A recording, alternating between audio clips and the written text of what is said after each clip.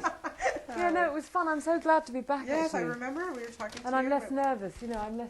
Well, yeah, let's.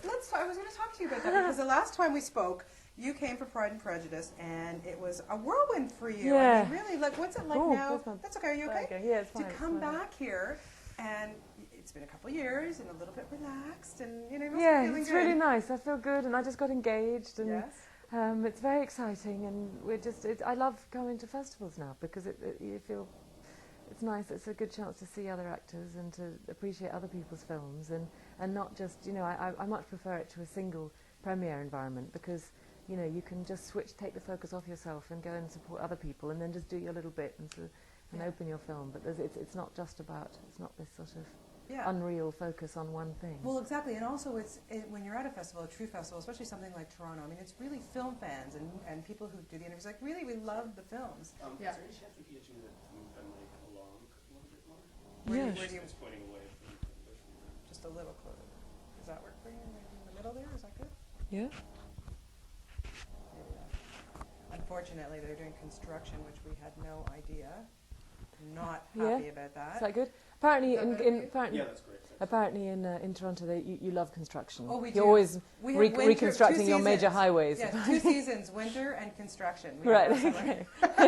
Okay. We have no summer. We have construction. That's what we call it. Well, as I said, you did such a spectacular job in this. I really loved your character because she was so effervescent, so full of life, so in contrast to Stephen's character. Yeah. What was it when you first read the script, first of all? What moved you? What got you, interested in this project?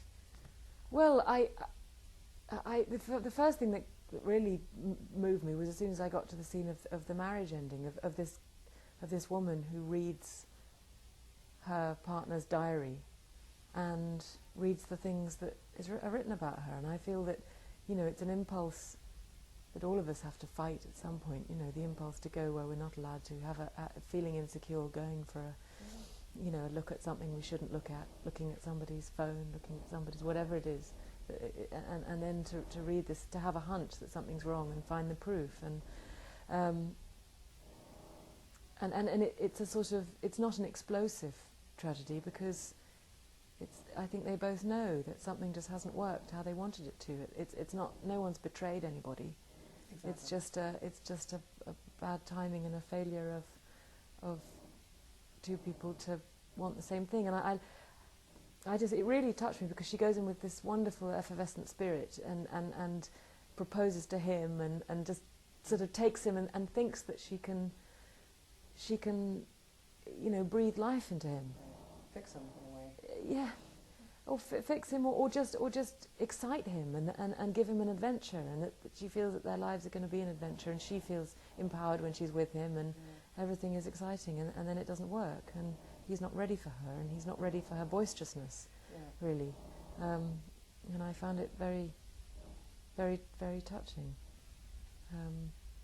because I think it's heartbreaking when you feel that there's somebody you love, but you have to acknowledge that you are not the right person for them. Yeah, that's very, very hard. That's for sure. And if you love someone, then you do admit that, but it doesn't take away from the hurt. Of course not. Of course not. Yeah. And working with someone like Stephen Delaney, who I think is such a fantastic actor, tell me about a little bit, the rapport that you got working with him, because here she is. Well, here she is, this full of life woman, and this guy who's so and I was wondering how you guys played off each other and got that to work so well. Well, I just tried to sort of be myself as her, and be how she would be, and so try and coax him out of his somberness all the time. That's all I try to do, and I suppose she adores him, and she wants. It's like when you look at a face and all you want to do is make it light up, and you feel that you have the power to do it, and you just want to try and touch those buttons that's going to have the reaction that you want. Absolutely. So I just tried to play and make him laugh, I suppose. Working with Jeremy Bedeswa. Yeah. You worked with some great directors, Joe Wright included. Yeah. Why was Jeremy the right guy for this film, and how did you enjoy working with him as a director? Well, it's Jeremy's project through and through, really. I mean, he wrote the screenplay, a brilliant adaptation of not an easy thing to adapt. And he was he had the courage to go and take a really loved book and turn it into a film. And he's the right person because he understands the